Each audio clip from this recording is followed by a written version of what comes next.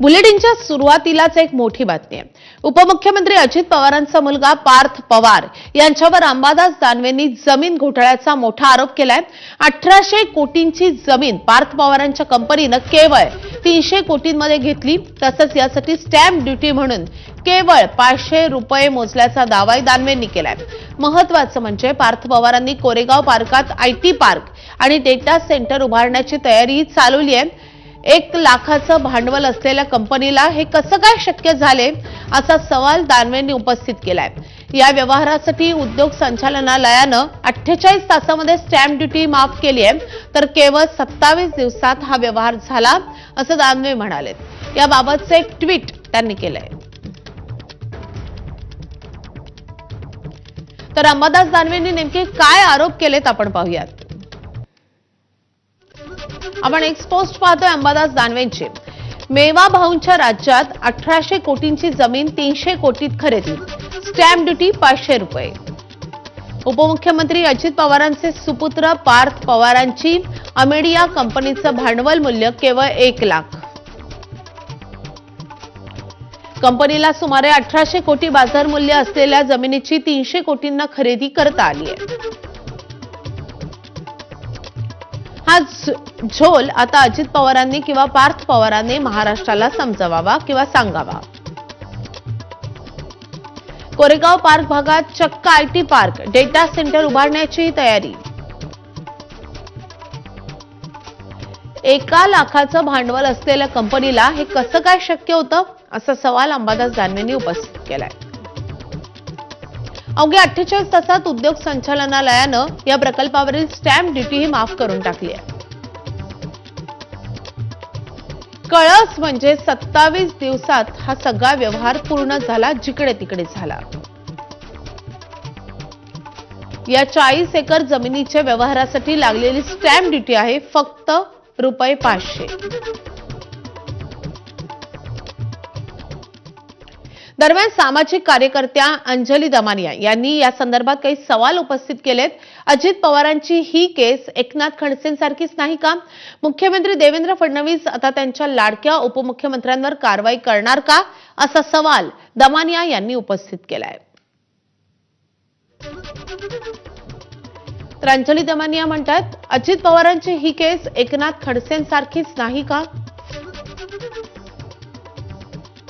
मुख्यमंत्री देवेंद्र फडणवीस आता त्यांच्या लाडक्या उपमुख्यमंत्र्यांवर कारवाई करणार का असा सवाल ते उपस्थित करतायत। पार्थ अजित पवार हे डायरेक्टर असलेल्या अमेडिया होल्डिंग्स LLP नावाच्या कंपनीनं 1804 कोटीची महार वतनाची जमीन 300 कोटीला घेतली। या व्यवहारामध्ये 2 दिवसात स्टॅम्प ड्युटी देखील माफ करण्याचे आदेश आले। महार वतनाची जमीन सरकारी परवानगीशिवाय विकता, हस्तांतरित करता किंवा गहाण ठेवता येत नाही। जर परवानगी न घेता विक्री झाली तर ती बेकायदेशीर ठरते। अशा वेळी जमीन पुन्हा सरकारकडे जाऊ शकते। मग महसूल मंत्री जमीन जप्तीचे आदेश कधी देणार असा सवालही अंजली दमानिया उपस्थित करतायत। ही जमीन असलेल्या भागामध्ये आधीचे व्यवहार काय भावाने झाले याचाही तपशील द्यावा। स्टॅम्प ड्युटी न घेण्याचा निर्णय कोणी आणि कुठल्या अधिकाऱ्याने घेतला? हा व्यवहार 10 कोटीच्या वरचा असल्याने EOW आणि EDनं या प्रकरणाची चौकशी केली पाहिजे। 1 लाख रुपये पेड अप कॅपिटल असलेल्या कंपनीत 300 कोटी कसे आले असाही सवाल त्यांनी उपस्थित केलाय। असुरक्षित कर्ज होतं की बँक लोन? असुरक्षित कर्ज असेल तर कुठल्या डायरेक्टरने दिलं? जर पार्थ पवारने दिलं असेल तर हा ऑफिस ऑफ प्रॉफिट अजित पवारांना राजीनामा द्यावाच लागेल अशी मागणी अंजली दमानिया यांनी केली।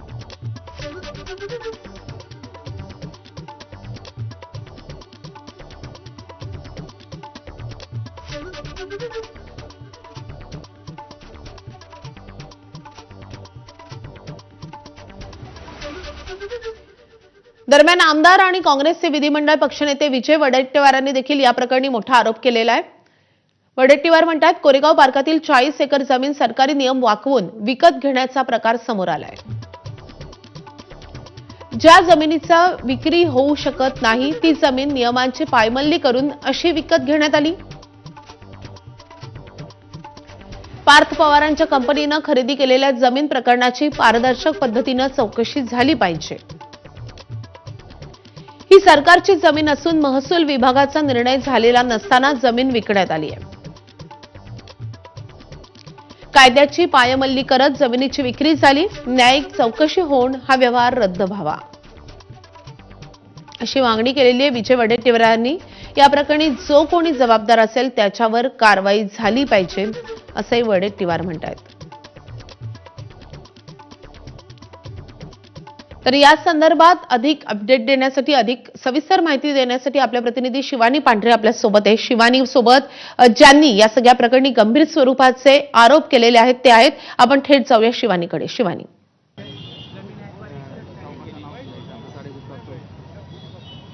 माधवी, माझ्या मागे जे गेट आहे इथून आज जी असलेली 40 एकर जागा आहे तीच ही जागा आहे आणि त्याच जागेवरचा जो आरोप आहे ते माझ्या सोबत आहेत। काय नेमका तुमचा आता आरोप?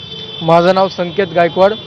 या ठिकाणी सर्व नंबर 88 मुंडवा ही सनद आहे। 1860 साली आम्हाला समस्त महार वतनदार यांना ही सनद देण्यात आली होती, त्यानुसार आम्हाला ही जागा प्राप्त झाली। हे आमच्याकडे जुने सातबारे आहेत 1930 यापूर्वीचे। आपण पाहू शकता या ठिकाणी आम्ही मूळ मालक वतनदार आहोत। या ठिकाणी आम्हाला जमीन मिळालेली होती, तर तत्पूर्वी आमच्या लोकांचा गैरफायदा घेऊन त्या ठिकाणी शीतल तेजवानी यांनी 2007 साली पॉवर ऑफ अटर्नी घेतली। पॉवर ऑफ अटर्नी घेतल्यानंतर आम्हाला असं सांगण्यात आलं की ही जमीन आम्ही तुम्हाला सोडवून देऊ। आमची आर्थिक परिस्थिती नसताना आमच्या लोकांनी विचार केला की आपली आर्थिक परिस्थिती नाही, राजकीय हस्तक्षेप आपल्याकडे काही नाही, त्यामुळे आम्हाला कोणाच्या तरी पाठिंब्याची गरज होती। तर पाठिंब्याची गरज असताना त्यांनी आम्हाला असं सांगितलं की आम्ही ही जमीन तुम्हाला सोडून देऊ। तर आणि त्यानुसार आम्हाला पैसे देण्यात आले, काही तात्पुरते पैसे देण्यात आले। संपूर्ण व्यवहार त्यांनी केलेला नाही, या जमिनीचा पूर्ण व्यवहार केलेला नाही। फक्त त्यांनी आमच्याकडून पॉवर ऑफ अटर्नी घेतलेली होती, ही जमीन सोडवू याच्यासाठी आम्ही त्यांना पॉवर ऑफ अटर्नी दिली होती। खरेदी विक्रीचा याच्यामध्ये काहीही कुठल्या प्रकारचा संबंध नसताना त्यांनी परस्पर आम्हाला न सांगता 20 वर्षापूर्वी पॉवर ऑफ अटर्नी केलेली होती। त्यावेळेस आमचे 271 लोक होते, आज आमचे 500 लोक झालेले आहेत त्याबद्दल। तर ही पॉवर ऑफ अटर्नी 20 वर्षापूर्वी झालेली होती। 20 वर्षापूर्वी हे जे काही प्रकरण घडलं होतं त्या प्रकरणामध्ये 2006 मध्ये ती पॉवर ऑफ अटर्नी झाल्याचं त्या कागदावरनं दिसतंय। काय नेमकं आता त्याच्या समोरचं अपडेट? नाही, आता बेसिकली कसं आहे की ॲक्च्युली हा म्हणजे पहिली गोष्ट तर पॉवर ऑफ अटर्नी व्हायची काही कारण नाही आहे त्याच्यामध्ये, पहिली गोष्ट। कारण ही जागा जी आहे ही महार वतनदारांची। आम्ही शीतल तेजवानीला ह्यासाठी ती जागा हे करून दिली होती पॉवर ऑफ अटर्नी की चाली ही आता ह्याला म्हणजे आमच्या पूर्वजांनी 2007 वगैरे म्हणजे याला बरेच वर्ष झाले, काही त्यातले आता जे पूर्वज होते ज्यांनी लिहून दिली होती ती आता हयातीत पण नाही आहे। तर त्याच्यामध्ये एक गोष्ट ह्याच्यामध्ये मी प्रामुख्याने सांगतो की ह्याच्यामध्ये सगळ्या लोकांनी शीतल तेजवानीला दिलेली नाही आहे। ह्याच्यामध्ये ना तुम्ही 40% लोक धरा की फक्त 40% लोकांनी दिली।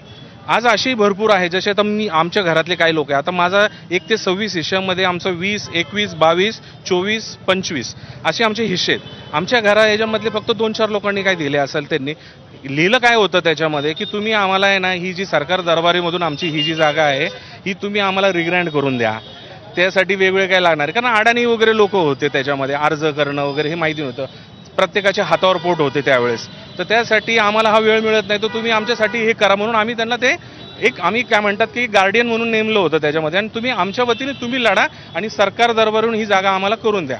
शीतल तेजवानी यांनी पुन्हा पॉवर ऑफ अटर्नी करून ते पार्थ पवारांच्या अमेडी या कंपनीला दिलायचं। त्याच्याबद्दल आम्हाला कुणाला काही कल्पना दिली नाही, आम्ही सगळे अनभिज्ञ लोक होतो। आम्ही ॲक्च्युली वाढ बघतोय। आम्ही आता रिसेंटली 6 महिन्यापूर्वी आम्ही रिग्रँड करण्यासाठी पुन्हा अर्ज केला होता त्याच्यामध्ये। त्याप्रमाणे इथे ते मॅडम आल्या होत्या ह्याच्यामध्ये, मंडल अधिकारी, त्यांनी रिपोर्ट करून कलेक्टर ऑफिसला पाठवला होता आणि तो मंत्रालयात पाठवला आहे त्याच्यामध्ये। पण तिथं ती आता फाईल सापडत नाहीये त्यांच्याकडे, असं त्यांचं म्हणणं आहे। का बरं फाईल सापडत नाही? ते म्हणतात की आम्ही शोधू, आम्ही बघू वगैरे येते। आता ह्याच्यामध्ये ही काय पहिल्यांदी गोष्ट झालेली नाही, ह्याच्या अगोदर पण काही वर्षापूर्वी तुम्हाला आठवत असेल आपल्याच न्यूज चॅनलवर आपण दाखवलं होतं की 5व्या मजल्यावर 6व्या मजल्यावर जी आग लागली होती त्याच्यामध्ये आमची ही महार वतनाची फाईल त्यावेळेस जळाली होती। पण नशिबाने आमच्याकडे सगळे कागदपत्र आज तगायतपर्यंत सगळे अपडेटेड असल्यामुळे आम्ही 1 आठवड्यामध्ये कोकण भवन मुंबई ह्या ठिकाणी आम्ही ती फाईल पुन्हा सादर केली, त्यामुळे त्याच्यावर पुन्हा काम सुरू झालं. आणि आताही त्याच्या बाबतीमध्ये रिसेंटली त्याच्यावर तो रिपोर्ट आपल्याकडे पाठवलेला. आम्ही रिग्रँटसाठी वाट बघतो ॲक्च्युली, की आज रिग्रँट होईल, उद्या होईल, आज पत्र येईल किंवा येईल. शीतल तेजवानींनी ही जेव्हा पॉवर ऑफ अटर्नी केली त्याच्यानंतरचे जे कागदपत्र तयार केले आणि त्याच्यानंतर पार्थ पवारांच्या किंवा ज्या दिग्विजय सिंग आहेत त्यांच्या कंपनीला ही जागा दिल्याचं त्या पॉवर ऑफ अटर्नीवरनं दिसतंय, तेव्हा तुम्हाला कोणालाच काहीही कळवण्यात आलं नाही? कल्पना दिली नाही त्याच्यामध्ये. आता फक्त त्याच्यामध्ये त्यांनी एक हुशारी काही केली त्याच्यामध्ये. आमच्या ह्याच्यामधले जे अशोक आबाजी गायकवाड म्हणून जे आहेत हे वृद्ध व्यक्ती आहेत, ओके, त्यांना अशी माहिती दिलेली. आम्ही त्यांना त्याच्याबद्दल माहिती घेतली त्यांच्याकडून की बाबा तुम्हाला काय सांगितलं, तर त्यांना असं सांगितलं की आपल्याला ह्या जमिनीच्या कागदपत्राच्या संदर्भामध्ये तुमची वंशावळ जी आहे ही वंशावळ तुमची अपडेट करायची आपल्याला. कारण काय झालं की आता जुनी वंशावळ होती, आता त्याच्यामध्ये तुमच्या फॅमिलीमधले काही जे लोक असेल तर ही अपडेट करायची आणि त्याला 500 रुपयाच्या स्टॅम्प पेपरवर आपण ती वंशावळ आपण अपडेट करून घेऊ. तर त्यासाठी तुम्ही या सही करा. त्यामुळे ते तिकडे त्यांच्याकडे गेले. आता बघा ह्याच्या सांगून हे सगळं हे खोटं सांगून त्यांच्याकडून केलं आणि शीतल तेजवानी यांनी खोटं तुमच्या लोकांना सांगून ही जे जागा आहे ती अमेडिया कंपनीच्या नावानं पॉवर ऑफ अटर्नी करून दिली असं म्हणणं. असं त्याच्यामध्ये आणि एका व्यक्तीची फक्त सही घेतली त्याच्यामध्ये. आता मूळ वतनदार 1 ते 26 हिस्सेदार आहे त्याच्यामध्ये. जर का तुम्ही आत्ताचं रिसेंट डॉक्युमेंट माझ्याकडे आहे त्याच्यामध्ये 1 ते 26 हिस्सामधला पहिला जो हिस्सा आहे तो सामायिक हिस्सा आहे त्याच्यामध्ये, आणि 2 पासून तर 26 हिस्से आहे ना ह्याचं प्रॉपर वाटणी झालेली आहे ह्याच्यामध्ये. तर आमचे प्रत्येकाचे आम्हाला जागा कुठले हिस्से हे आम्हाला माहिती आहे. आता एवढे सगळे लोकांना आमचा हिस्सा आहे. 7/12 आमच्या पूर्वजांची नावं आमच्याकडे आजही अपडेट आहे. व्यवहार जर का करायचा असता तर त्यांनी आम्हाला कल्पना द्यायला पाहिजे की बाबा आम्ही व्यवहार करतोय, अशा पद्धतीने करतोय, 300 रुपयाला करतोय का 400 रुपयाला करतोय, जे काय असेल जे काय, बरोबर आहे हे करताना. पण ह्याबद्दल त्यांनी आम्हाला काही कल्पना नाही दिली. आम्ही सगळे अनभिज्ञ होतो. आम्ही हा विचार करत होतो की आपली फाईल गेलेली आहे, आज नाही तर उद्या ती फाईल रिग्रँटसाठी आपल्याला येईल, ती आली की आपण आपली ही जमीन आपण रिग्रँट करून घेऊ. पण आता तर पॉवर ऑफ अटर्नी अमेडिया कंपनीला गेली आहे, जी कंपनी पार्थ पवारांची आणि दिग्विजय सिंग हे त्याच्यात भागीदार असल्याचं दिसून येत आहे. आता नेमका तुमचा काय पाऊल असणार आहे पुढे? आमचं कलेक्टर साहेबांना आम्ही विनंती अर्ज, सर्वात पहिला आम्ही त्यांना अर्ज घेतला.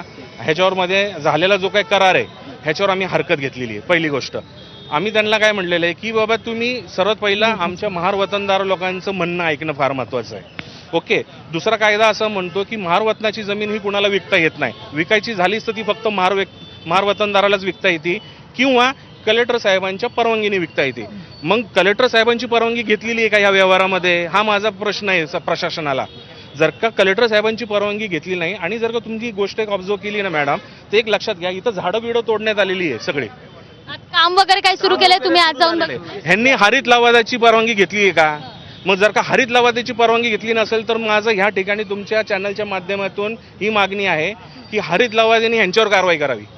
आज प्रत्येक झाड जर का एक झाड कापायचं असेल तर त्याची महानगरपालिकेकडून त्याची परवानगी घ्यायला लागते किंवा मोठ्या प्रमाणात काढायचं असेल तर हरित लवादाची घ्यायची. काही कन्स्ट्रक्शनचा प्लॅन केला आहे का किंवा ही कंपनी एक IT हब उभारायसाठी घेतले, म्हणजे ही जागा आहे ती IT हब उभारायसाठी घेतल्याचं चर्चा आहे, त्यामुळे आतमध्ये काही काम सुरू आहे का? काय आतमधली नेमकी परिस्थिती आहे? त्यांनी फक्त जे काही झाडं वगैरे होती हे झाडांची छाटणी वगैरे करून जमीन सपाटीकरण करण्याचं काम त्यांच्याकडून सुरू झालं होतं मीडिया कंपनीकडून.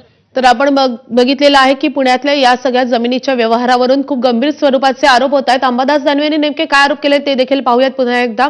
मेवा भाऊंच्या राज्यामध्ये 1800 कोटींची जमीन 300 कोटीत खरेदी, स्टॅम्प ड्युटी 500 रुपये.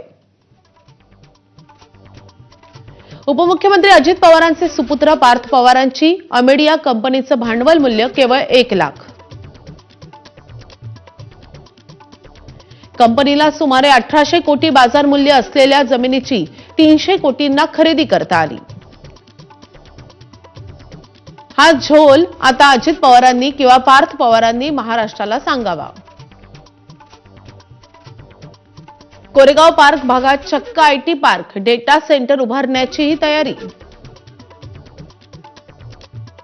1 लाखाचं भांडवल असलेल्या कंपनीला हे कसं काय शक्य होतं?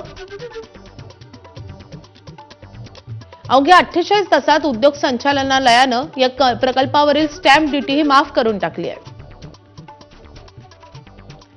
कळस म्हणजे 27 दिवसात हा सर्व व्यवहार जिकडे तिकडे झाला. हा 40 एकर जमिनीच्या व्यवहारासाठी लागलेली स्टॅम्प ड्युटी आहे फक्त ₹500. वळूयात पुढच्या बातमीकडे. उद्धव ठाकरेंच्या मराठवाडा दौऱ्याचा आज दुसरा दिवस.